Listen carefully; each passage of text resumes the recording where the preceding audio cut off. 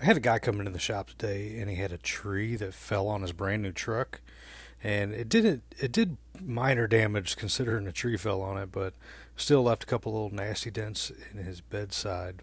Now the body shop I'm working at was going to grind his paint down, fill it, and repair it, but I figured I'd give it a crack at paintless dent removal, which is always my go-to method of repairing cars. So got the tail light out. You can see that's a pretty big knot there. It's buckled right below the dent and above that crease. Now I like to use a heat gun.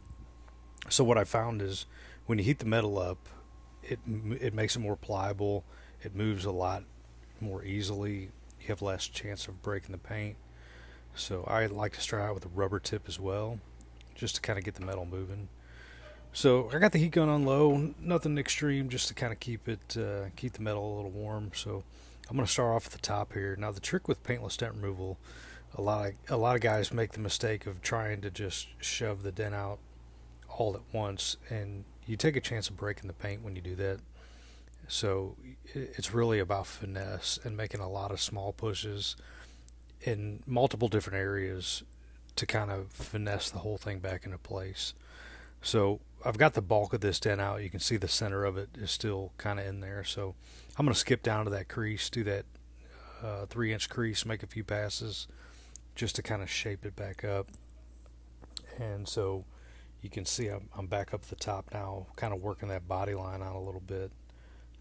Just kind of smoothing everything out. This is just kind of my rough beginning here to fix this dent. So this is kind of what it looks like after my first pass. Now you have to do what's called blending, and essentially what I'm doing is that buckle where the tree fell and buckled out below the body line, I'm hammering all that down back into shape.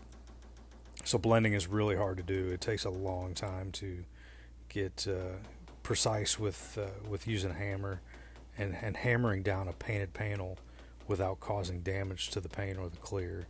So you can see right there my blending hammer is marring the clear a little bit, but that's okay because this panel's pretty scratched up, so we're going to have to do some sanding and buffing to get the tree limb scratches out anyways.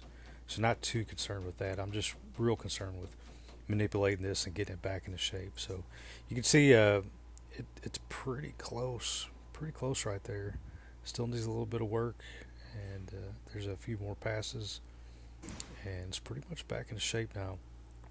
Now one little tech tip, a lot of guys make a mistake. They'll finish a dent like this, but they won't move their light farther back. So those lights I'm using have to go quite a bit further back to finish that off. And here's my final product. Got the tail light back in, so the body line's back into shape. Got the dent out, got the crease out. And if you yourself have any dents or dings or hail damage, shoot us a message at Indigo Hail Repair, and we'd be happy to help you. Have a great day.